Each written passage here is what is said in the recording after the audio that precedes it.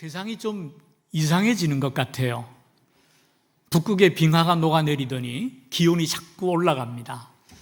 어제 뉴스를 보니까 제주도 앞바다에 바닷물의 온도가 자꾸 올라가지고 미역들이 익는답니다. 바닷속에서 흐물흐물하게 되고, 바다 밑에 살고 있는 그 소라와 조개들도 날이 더워서 자꾸 폐사한다, 죽는다, 그런 얘기를 들었어요.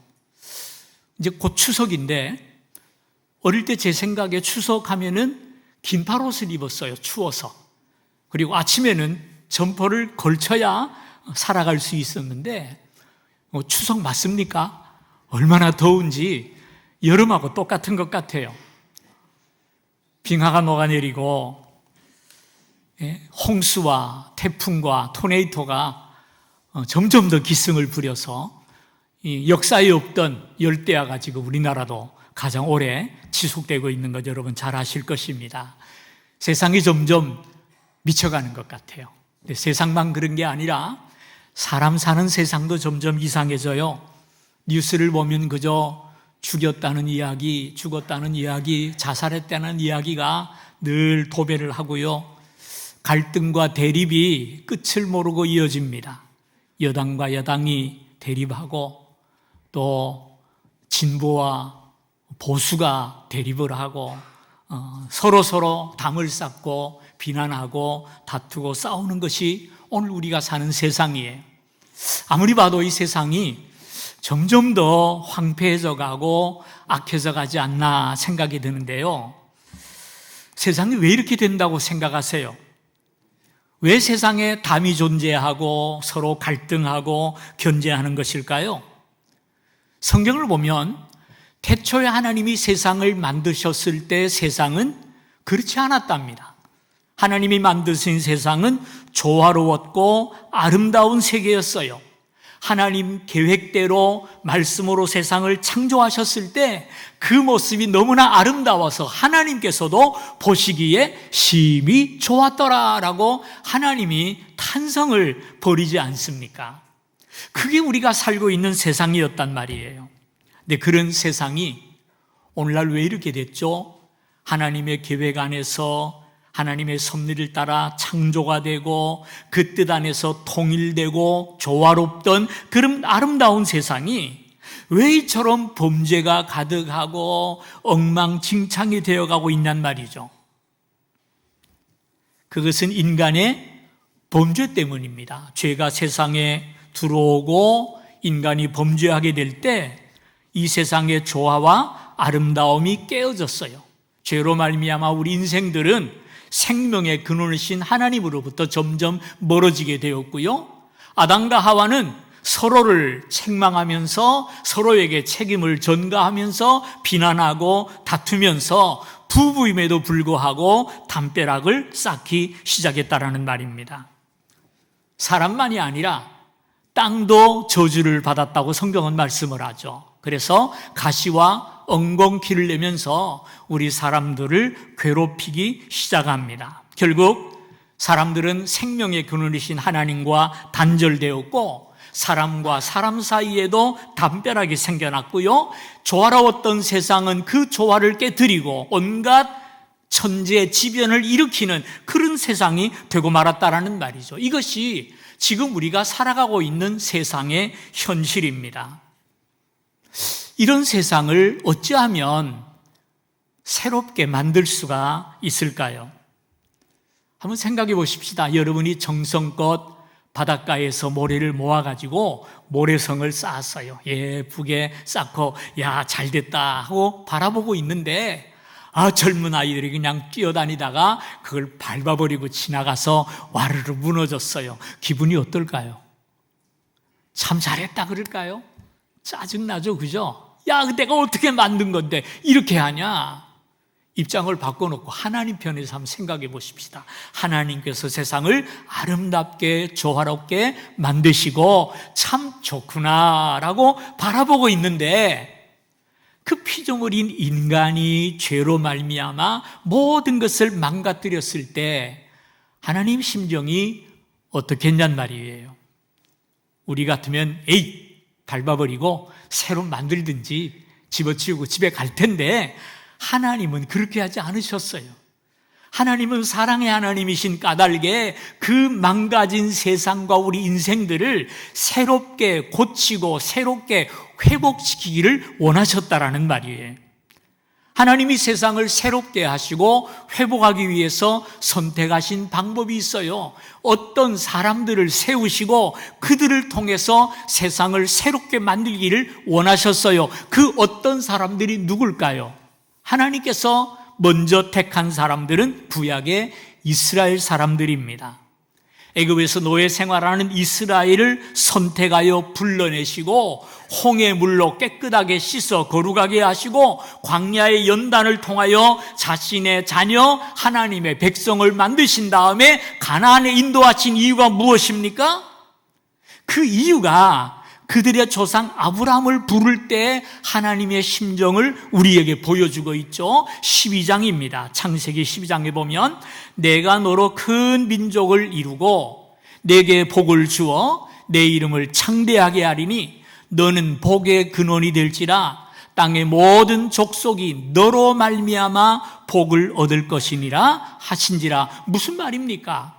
망가지고 깨어진 이 세상 속에서 아브라함을 부르시고 너와 내 후손을 통해서 천하 만민이 복을 얻을 것이다. 천하가 회복될 것을 하나님께서는 바라시고 소망하셨다는 말씀이에요.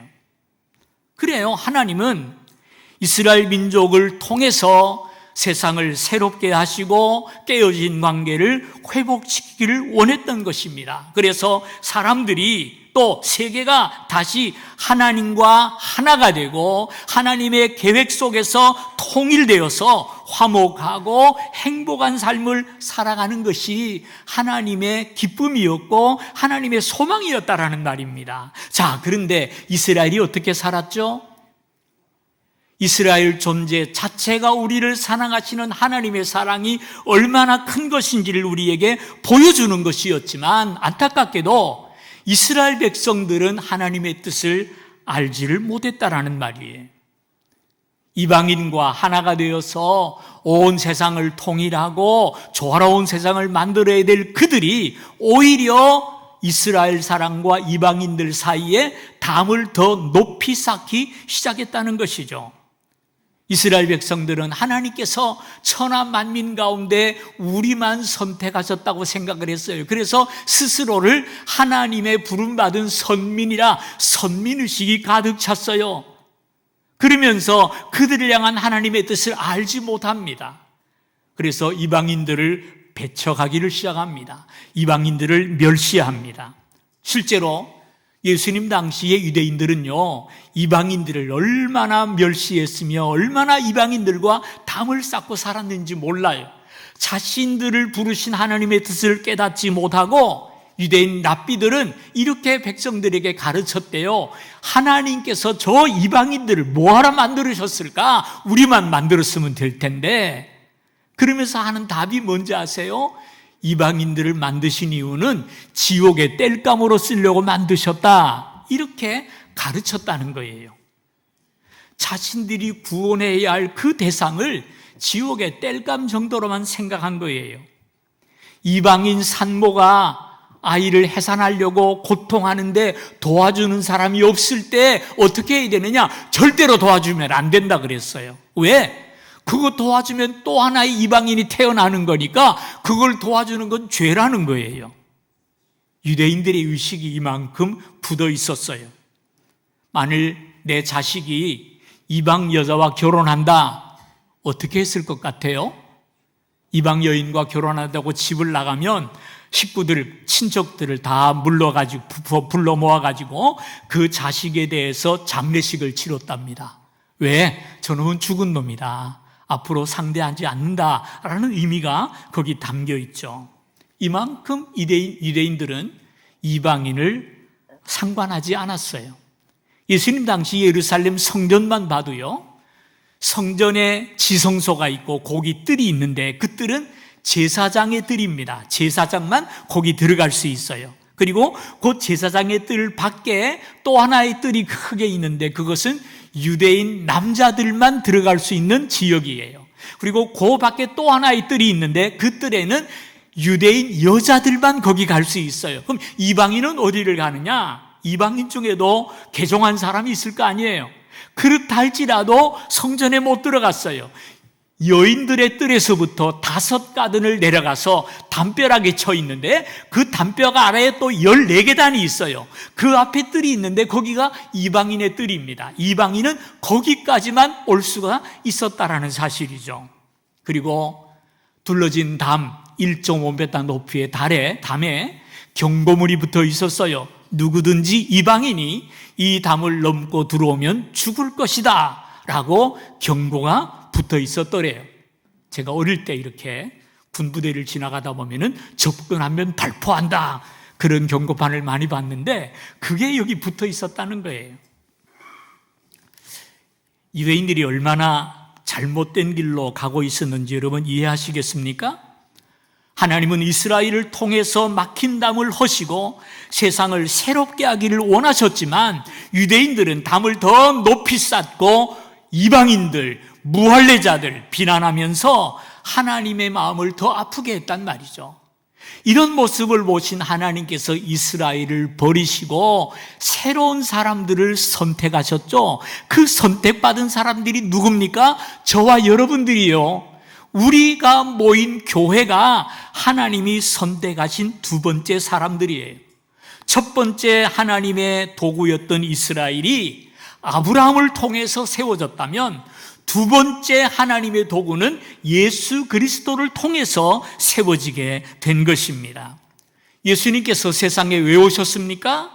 에베소서에 이렇게 말씀을 합니다. 14절 볼까요? 그는 우리의 화평이신지라 둘로 하나를 만드사 원수된 것 곧 중간에 막힌 담을 자기 육체로 허시고 법조문으로 된 계명의 율법을 폐하셨으니 이는 이 둘로 자기 안에서 한 새 사람을 지어 화평하게 하시고 십자가로 이 둘을 한 몸으로 하나님과 화목하게 하려 하심이라.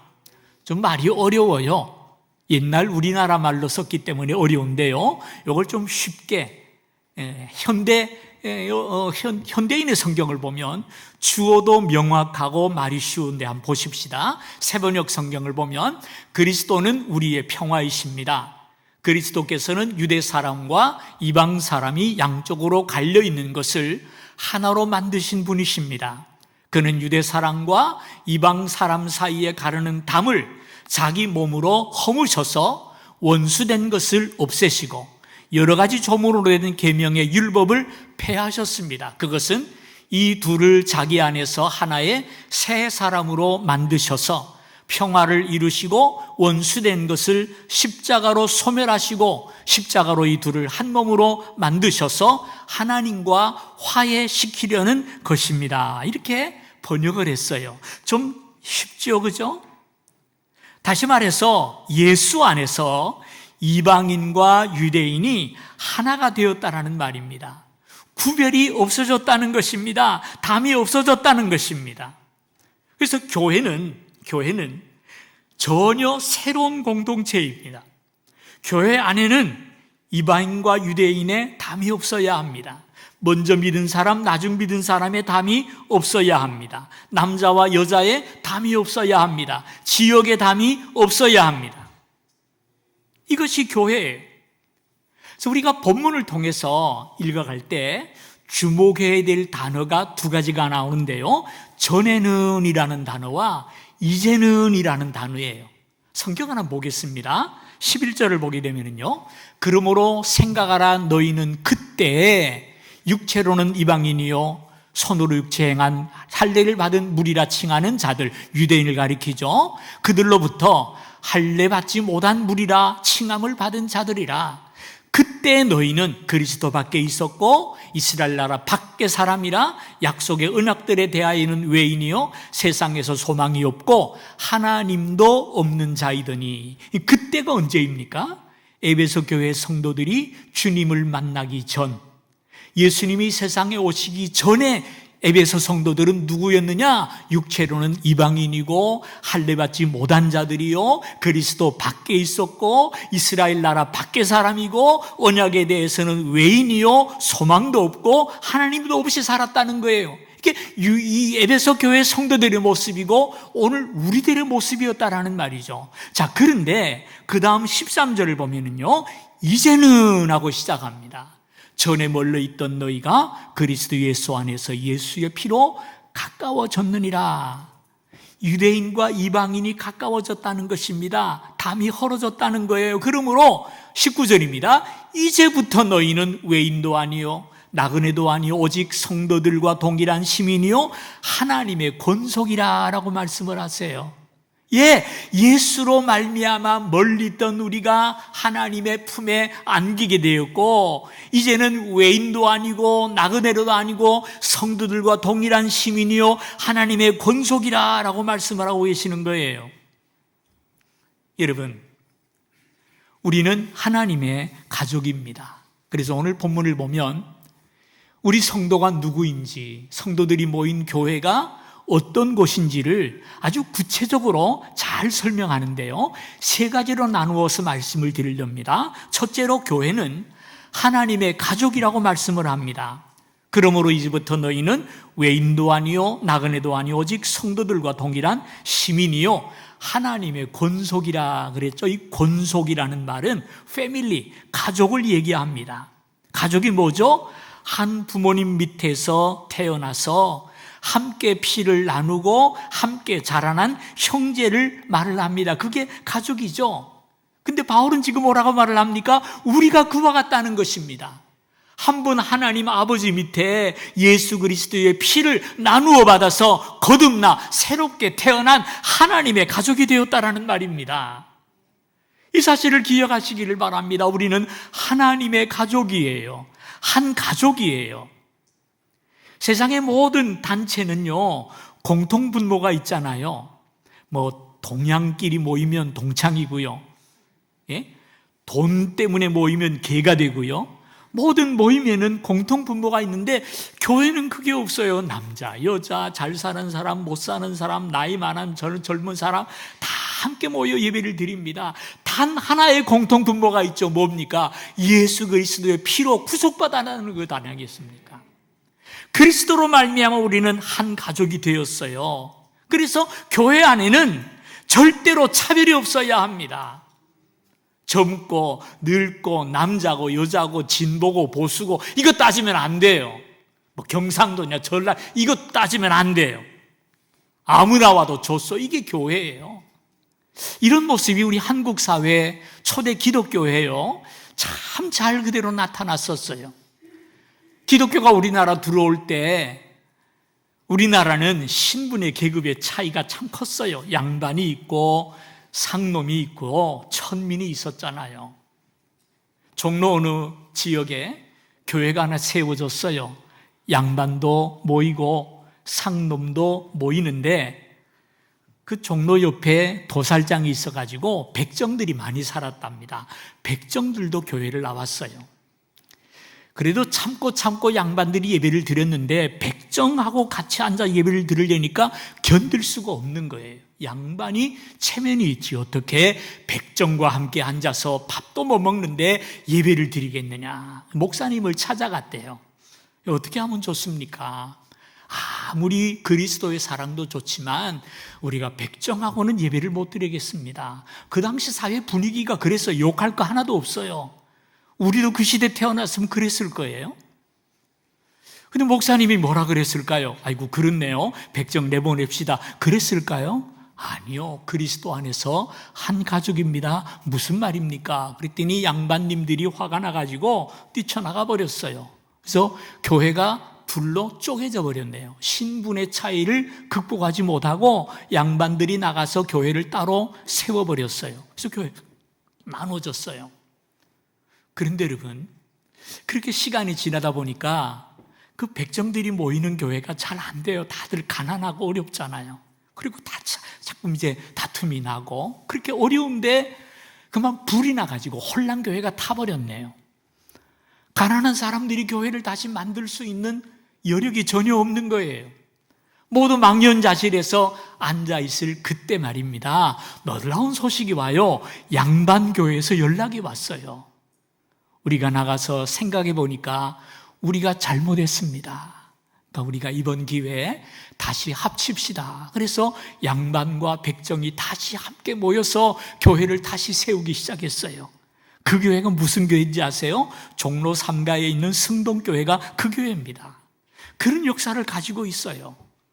이게 교회 모습 아니겠습니까? 그리스도를 중심에서 거듭난 성도들이 모여서 가족을 이루고 함께 살아가는 하나님의 가족, 이것이 바로 우리 교회인 줄로 믿으시면 아멘 하십시다. 하나님은 우리를 독자로 부른 것이 아니라 하나님의 가족의 일원으로 불러주셨어요. 우리 교회는 세상에서 가장 큰 가족이에요. 이렇게 큰 가족이 어디 있겠습니까? 우리 교회는 자기 수양만 힘쓰는 성도가 되면 안 되고요, 서로 돌봐주는 사람이 되어야 돼요.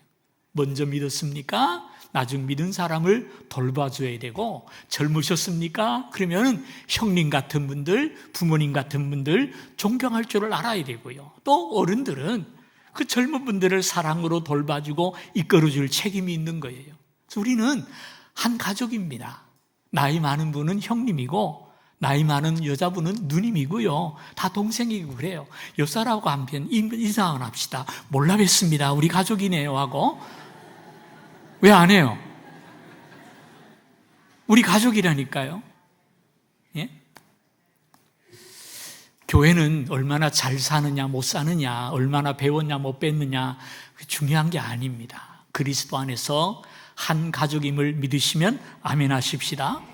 두 번째로, 교회는 하나님의 집이요 하나님의 성전입니다. 너희는 사도들과 선지자들의 터 위에 세우심을 입은 자라 그리스도 예수께서 친히 모퉁이들이 되셨느니라 그랬어요. 구약의 하나님은 돌로 지은 성전에 머무셨어요. 그래서 모세도 솔로몬도 성전을 짓는데 온 힘을 게으렸어요. 그리고 하나님은 돌로 지은 그 성전에 머물러 계셨어요. 그러나 오늘의 성전은 그런 죽어있는 돌이 아니라 산 돌로 지어진대요. 하나님이 친히, 예수님이 친히 모퉁이돌이 되시고 사도들이 기초돌이 되고 그 위에 우리 하나하나가 산 돌이 되어서 하나님의 교회를 세워나가는 거예요. 베드로전서 한번 볼까요? 너희도 산 돌같이 신령한 집으로 세워지고 그랬어요. 우리 한 사람 한 사람이 돌이래요. 근데 죽어있는 돌이 아니라 살아있는 돌이에요. 함께 성장하고 함께 살아가고 함께 교회를 세워나가는 교회 구성원들이라는 말입니다. 구약의 교회는 죽은 돌로 지어졌어요. 그러나 신약의 교회는 산 돌로 지어집니다. 살아있는 돌들이 서로 만나서 연합하고 결속함으로써 하나님의 교회가 세워지고 하나님은 그 가운데 임재해 계시는 줄로 믿습니다. 근데 이 모인 돌들이 서로 연결되지 못하고 하나하나 떨어져서 지각금 살면 그 건물이 어떻게 되겠어요? 무너지는 거죠. 예수님께서 예루살렘 교회를 바라보면서, 성전을 바라보면서 뭐라고 저주하셨죠? 돌 위에 돌 하나도 남지 않고 다 무너지리라. 구약교회 멸망을 주님께서 말씀하시는 거예요. 근데 오늘 우리 교회가 서로 연결되지 못하고 하나 되지 못하고 따로따로 떨어지면 돌 위에 돌 하나도 남지 않고 내가 제일이라고 하면 이 교회가 어떻게 되겠어요? 우리는 하나가 되어야 됩니다. 마음을 모아야 됩니다. 서로 섬기고 복종하고 순종할 줄 알아야 합니다. 현대자동차에서 자동차를 만드는데 자동차가 그냥 나오는 거 아니잖아요. 하청 공장이 여러 개 있어요. 예? 미션 만드는 공장, 타이어 공장, 휠 만드는 공장 다 따로 있어요. 그래서 거기서 납품을 받아가지고 그걸 조립할 때 굴러가는 자동차가 되는 거요. 서로 연결되고 상합하고 합쳐져서 하나의 자동차가 된단 말이에요. 여기저기서 온 부속품 다 모아놓으면 그게 고물상이지 자동차 회사입니까? 아니잖아요. 모여야 돼요. 연결되어야 돼요. 서로 협력해야 돼요. 이거 잊었으면 안 됩니다. 성도와 교회와의 관계가 그와 같다는 것입니다. 우리 성도님들 가능하면 목장이라든지 전도회라든지 성가대라든지 교회 한 기관에 꼭 소속하시기를 바랍니다. 그래서 함께 연결하고 함께 헌신하고 함께 예배하는 하나님의 사명 공동체가 되어야 할 줄로 믿습니다. 의지를 가지고 하나님의 계획에 동참함으로써 하나님을 찬양하고요. 이 일은 혼자 하는 것이 아니라 교회를 통하여 함께 모여 힘을 합쳐서 하나님을 찬양하고 예배해야 되고요. 교회가 모여서 서로 위로하고 잔치하고 즐거운 것이 아니라 우리를 향한 하나님의 사명이 무엇인지를 발견하고, 하나님께서는 왜 우리를 불러 모으셨습니까? 왜 거제일교회를 세우셨습니까? 세상을 새롭게 하시고 회복시키려는 하나님의 뜻을 위해서 우리를 부르셨단 말이에요. 이걸 잊어버리면 안 되는 거예요. 마지막 세 번째로, 교회는 성장 공동체입니다. 그 안에서 건물마다 서로 연결하여 주 안에서 성전이 되어가고, 너희도 성전 안에서 하나님이 거하실 처소가 되기 위하여 예수 안에서 함께 지어져 가느니라. 돌이 쌓이고 쌓이면서 점점 지어져 가야 하고 성장해 가야 합니다. 그래서 교회는 양적으로나 질적으로나 영적으로나 성장해야 돼요. 성장하지 않는다라는 말은 죽었다는 겁니다. 죽은 돌은 1000년이 지나도 그대로 있어요. 그러나 살아있는 벽시 하나는 30배, 60배, 100배의 결실을 맺지 않습니까? 이것이 생명이에요. 우리가 하나님 앞에 구원받아 새 생명을 받았다면 우리도 성장해야 합니다. 그리고 이런 성장한 성도들이 모일 때 그 교회가 성장하는 거예요. 아무리 교회를 멋있게 지었다 할지라도 우리 성도 한 사람 한 사람이 성장하지 못하면 그 죽은 교회예요. 그래서 교회는 성장해야 하고요, 우리 성도들도 자라가야 합니다. 미국에 30년을 목회하면서 잡지사를 운영했던 스피노스 조디아티라는 분이 계세요. 이 목사님이 살아있는 교회와 죽어있는 교회의 특징을 얘기하면서 글을 좀 남긴 게 있어요. 그걸 제가 옮겨왔는데요, 한번 좀 보시면서 옛날 우리 교회와 지금 우리 교회를 비교하시고 지금 우리 교회가 부족한 것이 무엇인지를 좀 찾아서 함께 성장해 나가게 되기를 바랍니다. 보십시다. 첫째로, 살아있는 교회는 교실과 주차장 등 늘 공간 때문에 문제가 된다. 그러나 죽어있는 교회는 공간에 대한 염려가 없다. 우리가 그동안 막 부족하다고 난리치다가 이제는 부족하지 않아요. 근데 여기서 머물면 안 됩니다. 더 부족해야 됩니다. 그 다음 두 번째는요, 살아있는 교회는 항상 변한다. 그러나 죽어있는 교회는 늘 똑같다. 세 번째, 살아있는 교회는 아이들 소리로 인하여 늘 시끄럽다. 그러나 죽어있는 교회는 언제나 조용하다. 저는 요즘 와서 제일 신나는 게 예배 끝나고 인사하러 가면은 그냥 아이들이 뛰어다니고 그 로비에 사람들이 앉아있는 것이 너무나 좋아요. 예? 옛날에는 어땠어요? 주일학교 다 내보내고 우리끼리만 예배드리고 내려가면 아무도 없고 조용했어요. 이렇게 시끌시끌하니까 얼마나 좋은지 살아있는 느낌이에요. 네 번째 볼까요? 살아있는 교회는 언제나 일꾼이 부족하다. 그러나 죽어있는 교회는 일꾼을 찾을 필요가 없다. 성가대원이 부족해요. 주일학교 교사가 없어요. 목자가 없어요. 이거 감사할 일입니다. 감사할 일이에요. 죽은 교회는 그런 사람들 필요 없어요. 평안해요. 여러분, 너무나 평안한 교회 좋아하지 마세요. 예? 지금 넘어가 버렸나요? 앞에 것 좀 보여주실래요? 다음 볼까요? 일꾼이 부족하다. 죽어있는 교회는 일꾼을 찾을 필요가 없다. 다음에 다섯 번째, 살아있는 교회는 언제나 예산을 초과하여 쓴다. 그러나 죽어가는 교회는 은행 잔고가 많다. 우리 교회 은행 잔고가 많습니까? 적습니까? 우리 장로님들 잘 좀 기억하고 보시기를 바랍니다. 그 다음입니다. 살아있는 교회는 새 얼굴 이름 알기가 어려워서 애를 먹는다. 그러나 죽어가는 교회는 해가 바뀌어도 언제나 그 사람이 그 사람이라 이름 외울 필요가 없죠. 감사한 게 우리 교회 새신자교회에서 많아가지고 제가 이름을 못 외워가지고 참 안타깝습니다. 안타깝긴 하지만 살아있다는 데에서 제가 금직을 가집니다. 그 다음 보십시다. 살아있는 교회는 선교 사업이 활발하다. 그러나 죽어가는 교회는 교회 안에서만 움직인다. 예, 요즘 선교사님들이 왔다 갔다 하시는데 좀 어지러운데 이게 살아있는 증거래. 얼마나 감사합니까? 그 다음 봅시다. 살아있는 교회는 주는 자로 가득 차 있다. 그러나 죽어가는 교회는 생색내는 자들로 가득 차 있다. 잘 기억합시다. 살아있는 교회는 베풀고 나누고 주는 데 관심이 많은데, 죽어가는 교회는 생색내는 데 관심이 많아요. 내가 옛날에 내가 이런 일을 하고 생색내는 데 바쁘답니다.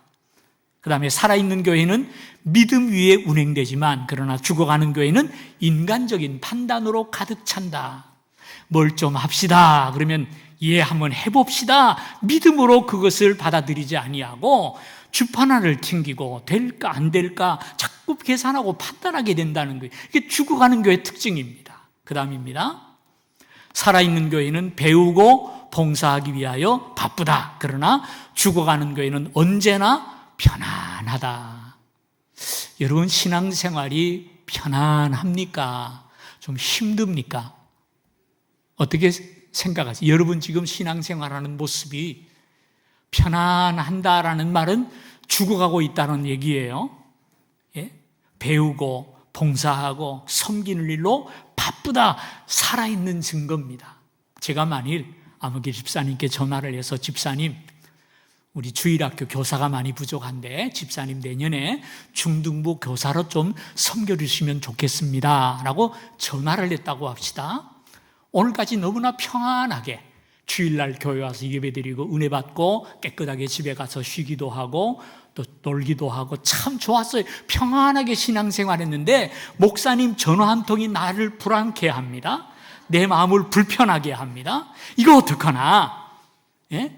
주일날 교사하려면 일찍 일어나야죠.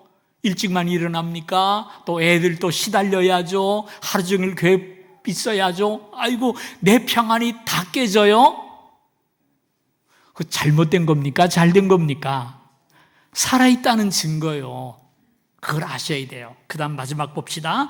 살아있는 교회는 전도하기에 활발하다. 그러나 죽어가는 교회는 점점 굳어가는 석회암과 같다. 어떻게 우리 교회를 보면서 만드는 것 같아요. 다음 주 또 우리 전도 시작합니다. 노방전도 시작하는데 좀 모이시기를 바랍니다. 그래야 우리가 살아가지, 잘못하면 석회암처럼 굳어가게 되는 겁니다.